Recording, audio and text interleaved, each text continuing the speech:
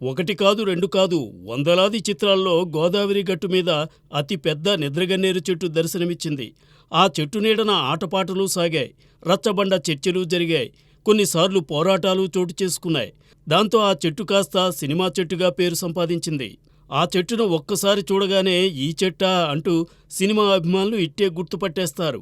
దాదాపు 300 చిత్రాల్లో దర్శనమిచ్చిన ఈ చెట్టు 150 ఏళ్ల నాటిదని చెబుతున్నారు. ఇంతకు ఈ చెట్టు ఎక్కడ ఉందయ్యా అంటే పశ్చిమ గోదావరి జిల్లా కొవ్వూరు మండలం కుమారదేవంలో ఉండేది. నిద్రగన్నేరు చెట్టు అంత పెద్దగా ఎదగడమే విశేషమైతే అంతలా ప్రాచుర్యం చెందడము మరింత విశేషం. ఆ సినిమా చెట్టు ఆగస్టు 4వ తేదీన కూలిపోయింది. ఎడతెగక కురిసిన వానలే చెట్టు కూలడానికి కారణమని చెబుతున్నారు. ఈ చెట్టు నీడన సేద కూడా తీరేవారమని సినీ జనం గుర్తు చేసుకుంటున్నారు. గోదావరి ఒడ్డున సినిమాలు తీసి పరవశింపచేయాలని ఆశించిన వారందరూ ఈ చెట్టును ఒక్కసారైనా తమ సినిమాల్లో చూపించి ఆనందించేవారు.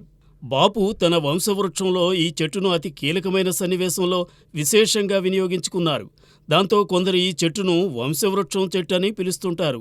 నిజానికి 1970ల ఆరంభంలోనే కొన్ని సినిమాల్లో ఈ చెట్టు దర్శనమిచ్చింది. కుమారదేవంలోని వారే కాదు, తెలుగు సినిమా రంగంలోని అనేకులు సినిమా చెట్టును ప్రేమించారు, ఆరాధించారు.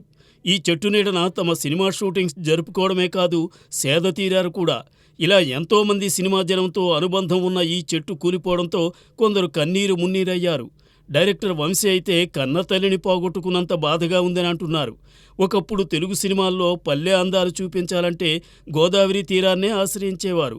ఆ రీతిన కూడా కుమారదేవంలోని చెట్టు సినీ జనం గుండెను పట్టేసింది.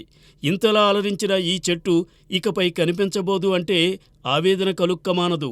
అయితే ఈ చెట్టు మూలాలను మళ్లీ వెలికితీసి ఈ చెట్టు జీవకణాలతోనే మరో నిద్రగన్నేరును అక్కడే మొలిపించవచ్చని కొందరు చెబుతున్నారు. మరి అదెప్పుడు సాకారమవుతుందో చూడాలి.